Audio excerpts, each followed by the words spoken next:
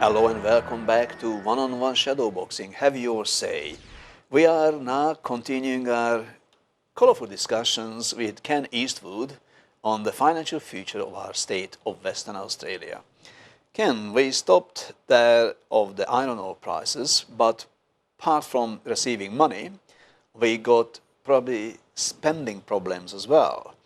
And we know that Colin Barnett's government is promised a lot for the people to build. Some things he is made building, some things he could not because just no money for it. So he abandoned those ones. But one of the promise was the colorful and magnificent Queen. Right. Elizabeth Key. Elizabeth Key, yes. So certainly, what's happening with that? Because we know we suffer a bit of that by the traffic. And how does it go economically? Suffering a bit with the traffic around there is the understatement of the year, T-Bill.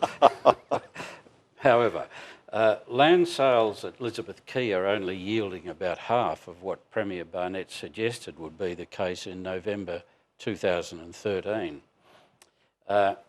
Instead of that project breaking even, as he suggested it would, when work started and when this year's budget was adopted, yes, we'll now end up with a net debt from the project of something like $220 million, plus all the chaos to get around the inlet.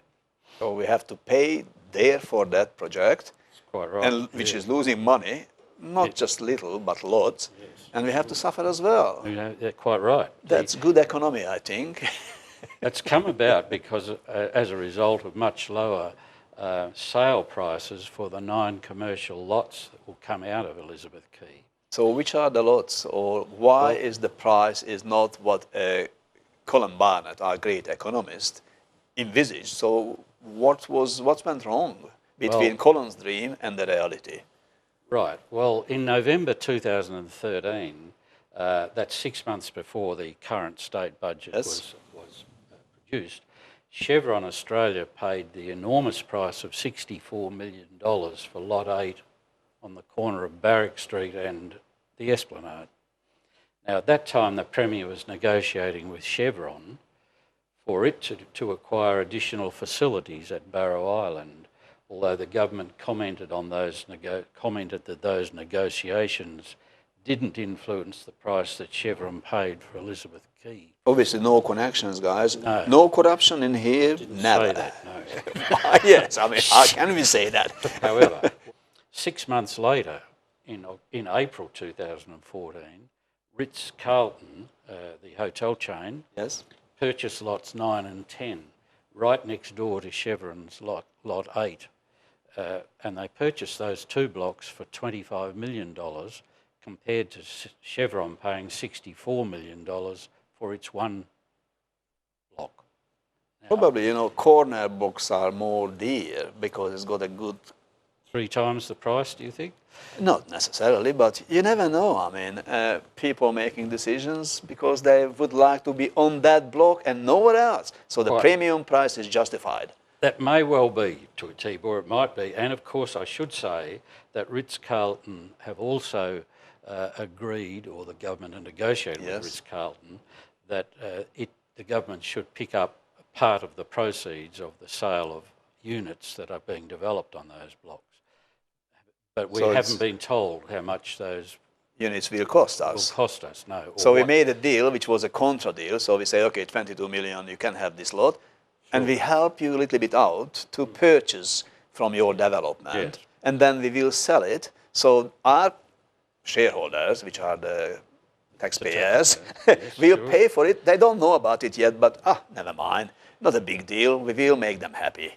With iron ore prices, maybe. We might get 1% of the proceeds, or we might get 10%, or we might get 15%. Who knows? So it's another gambling. Yes, well, a little bit of gambling. A bit of gambling is right, but I do think that the state government should have told the public just what the terms of that arrangement were. Quite apart from the traffic congestion that's going to be caused by this thing, there are 9 sets of traffic lights to be installed around the perimeter of Elizabeth Key. Yes. I've just driven into your studios from Dalkeith, and it took me 35 minutes to get from Dalkeith to here. You know, Ken, you are chosen a bad suburb. You should live somewhere else. Then it doesn't I cost you think that you much might time. be right. Now, then there was the Burswood Stadium. That's another problem. Which everyone is looking forward to have. Even Crown Casino is looking forward to have Burswood, you know, the I'm big sure they stadium. would. Because could you imagine 80,000 people going there? If only 10%, 8,000 Yes. after the match Yes. going into the casino, Quite what right. a wonderful thing is that? Well, quite so. For some, Yeah. for the casino at least. Yeah, However, sure. they're not prepared to pay the expenses for Sure. the building of that Yeah, infrastructure for them to siphon people and profit out of it. Well, They quite say right. we not have the money. Yes, sir. However, they made $3 billion this financial year, the Yeah. past one, pure profit after tax. Yeah. And they just refuse to contribute to building a $1 billion Yes. facility, Facility. To aid them Yes, and the well- people, the good people of WA as well. Well, they're obviously the big winner of that Burswood Stadium. You think so? Well, sure. Well, you just said. I mean, I'm just 60,000 talking, you know, people, all I think. sorts of things. Yeah. Well, 60,000 people, and it'll have capacity. It'll be at capacity a number of times during the year. As you say, if only 10% of them went into the casino, it's a huge number of people that are going to be visiting the casino. As an extra. Yeah, as an extra, sure.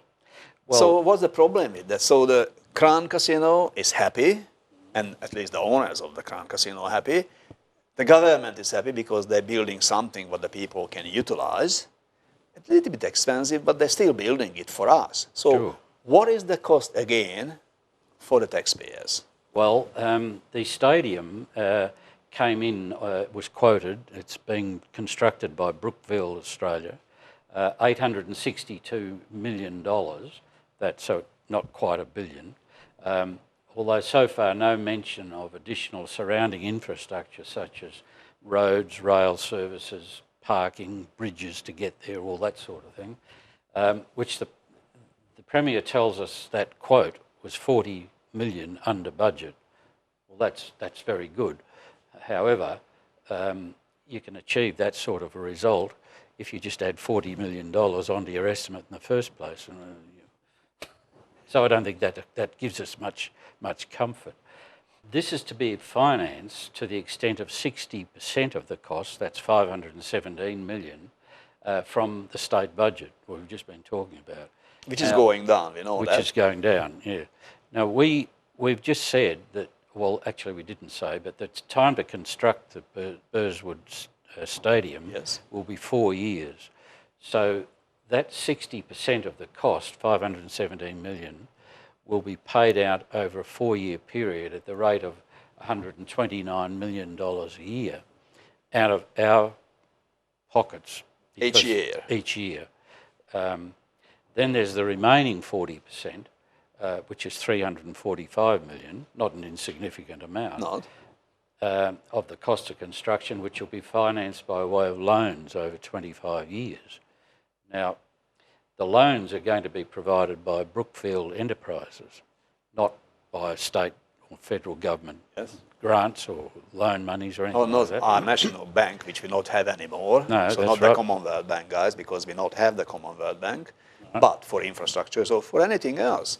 But Com can do, we know that. Oh, that's right. Well, let's assume that Brookfield will lend the money at, say, 8%, and that'd be a reasonable rate in the circumstances, as the funds that will be provided by them anyway. In the first year, the loan repayments on that 345 million repayable over 25 years will be $14 million. Yes. Interest will be $28 million in the first year. Now that's a further $42 million per year for a luxury we can't really afford at the moment. It's lovely to have it there, but financing it this way is going to cost us dearly.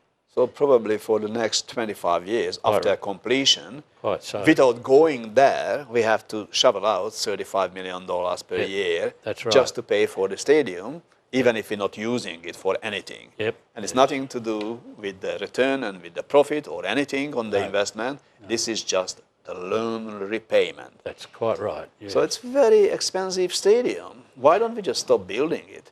So we can say we're making how much money, because now we can calculate how much money we will make if we're not building it. Yes. Yes. And then it's nothing happening. Why don't we stop? Except probably, Crown Casino not going to be that happy.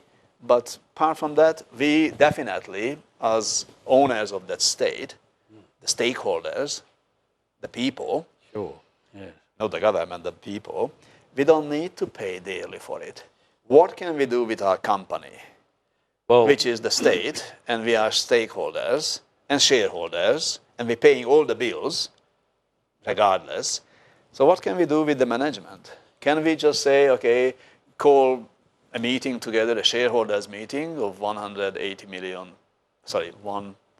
million people per city, and say, okay, guys, we have to make a decision. Are we keeping the company management in position, like Colin Barnett heading this company and all the other guys in the cabinet, or we just tell them tomorrow, goodbye, guys, we just have to have a new management installed? Can we do that? no. A part of democratic movements? No, we I can't. thought the Americans like this sort of, people making decisions. That's what they've done in the Far East, with the Arab Springs and things. They say that's the best thing can happen to the people of the Arab countries. So why is the difference in here? If we want to do such thing the Arab people done with the Spring Revolution, have to go to the streets, call the people together and tell the government, go home.